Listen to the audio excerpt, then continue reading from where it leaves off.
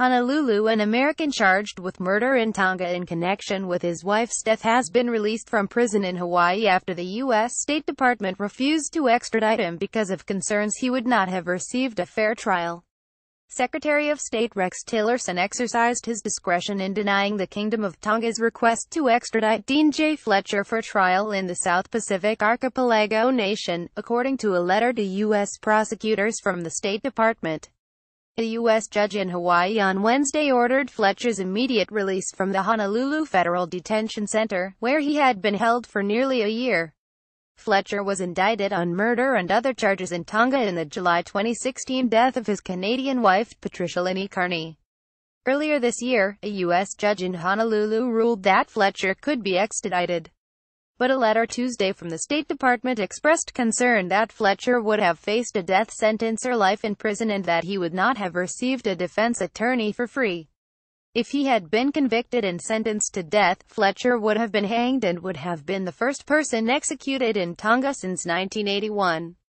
Fletcher's lawyer, Melinda Yamaga, declined comment on where Fletcher went following his release and said he did not want to speak with journalists about his case.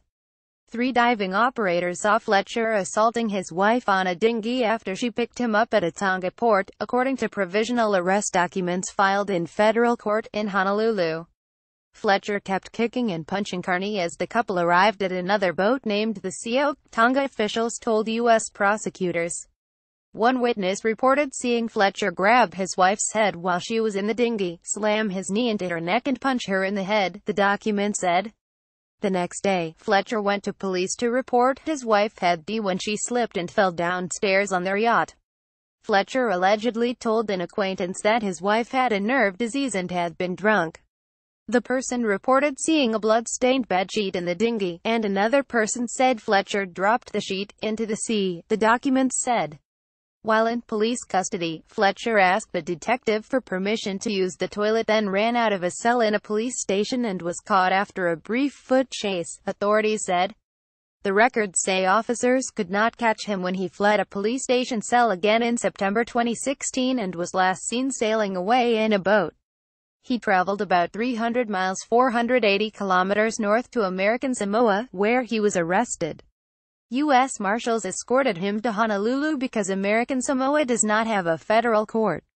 Tonga Acting Attorney General Aminiasi Kafu told the Associated Press Thursday the decision to free Fletcher was a disappointment.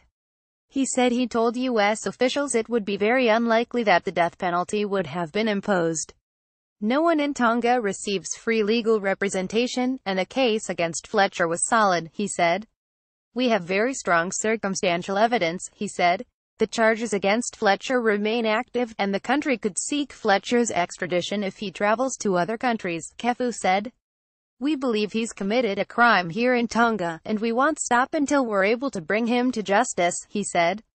Yamaga declined to comment on the Tonga charges and said she had raised concerns with the State Department based on humanitarian issues, she said. Alan S. Wiener, the director of the Stanford Program in International and Comparative Law, called the case a little unusual because the U.S. has an extradition treaty with Tonga. Countries usually avoid signing extradition treaties when they have doubts about legal systems, he said. Fletcher's case is also unusual because it is usually other countries that do not want to extradite their citizens to the United States when the death penalty is a possibility, Wiener said.